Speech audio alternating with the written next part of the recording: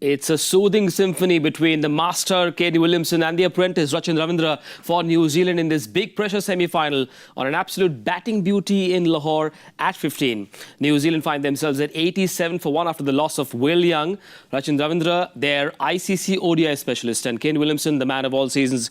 This is just the kind of partnership that will calm their nerves in this big pressure semi-final. And also it's the perfect springboard, Manish, when you look at the way they've gone about it. It's a pretty good wicket. You can see that. Pretty good wicket to bat on. When you saw Marco Jansen getting some bounce from a length which was a hard length, you knew they were not able to get away. But every time they've missed their line or length, that's where certain boundaries have come. But the way Rachin Ravindra has batted beautifully. He just plants his front leg forward, wants to pump everything down the ground. Ngidi Williamson, on the other hand, is almost a back foot player. You can see him literally sticking close to the stumps and playing very late. So it's a nice start that you added. Soothing symphony, very different. Both 6 boundaries, all of them absolute beauties. Very severe, this young man, on anything that's slightly short or slightly wide. He's able to hit those big shots on the up as well. Yeah, it's a good wicket. So it perfectly suits the kind of batting which we've gotten to see from Rachin Ravindra. Plants his front leg, loves to drive through the offside and through the onside. Some lovely timing we saw from him. And also the odd one which was short, he just planted his front leg and literally swatted it from outside the off stump. So he's a fine player. We've seen that quite often. And it's good to see that on a good track, you've got 2 different types of players. That's what I came back to. 2 different types of players creating their own music. Very often on pitches like these, teams can make the mistake of overestimating what they can do, maybe targeting a total that's too high, but going at 5.8 and over, as you said, just the right foundation, but they've got to keep going. Job's not done yet. No, absolutely, and I think they're well aware of it, and that's one of the reasons why they've taken ample time. They know that once they're set, they can literally tee off. They can go through the gears pretty quickly. Rachin Ravindra, anyways, is going at better than run a ball. Yeah. We know Ngidi Williamson is the man around whom everything functions. So it's fine. I think the partnership is fine. Nearly 6 runs and over on a good wicket.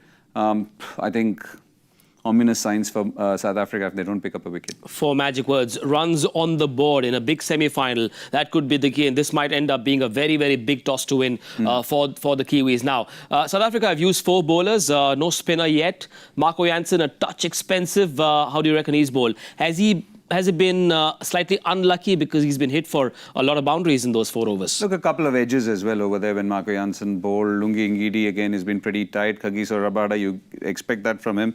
Vian Mulder, I think, actually tried a few things and he's gone for runs. As you mentioned, no signs of left-arm spin. Yep. No signs of Keshav Maharaj yet, or even for that matter, even Aiden Markram can bowl. Maybe it's because of the left-handedness of Rachin Ravindra that he's not been brought on, although I don't agree with it. Somebody like Keshav Maharaj is a very clever operator, and sometimes as a batter too, you need to play with their ego. When you know that you fancy a left-arm spinner, you want to take him on, it can backfire on the batter too. So I would love to see Keshav Maharaj as quickly as possible. Change of pace seems to be one way the South Africa have gone. More of the same in the middle overs? You have to do that because on a good batting track, you don't want the batters to line you up. And when you've got quick, tall, fast bowlers bowling, that change of pace is really, really effective. We saw that. Suddenly, Will Young's eyes lit up as soon as he saw a slower one floated towards him. He thought he can have a swing at it. The idea was right, but the thing is he was deceived by that.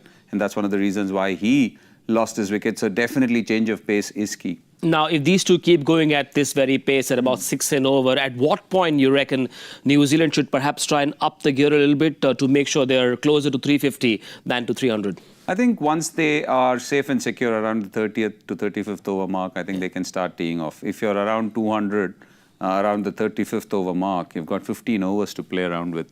So it could be even earlier. Like yesterday, I thought that if the team reaches 175 at the 35th over, they're in a perfect position, which was Australia. They got to 186 on a tough track. So over here, the track is pretty placid. And I'm thinking that even if they go conservatively, which is New Zealand, they should be close to 200 without losing a wicket. Just a gentle reminder, Australia chased 350 on this very track against England. So watch out for what Kane Williamson does. Maybe he'll do what Virat Kohli did in Dubai, middle over magic with lots and lots of singles. So this battle is going to get even more interesting as we go along. But you and I and Murali Kartik and the other experts will see you again at the 35 over mark on Cricbuzz Comm Box. Bye for now.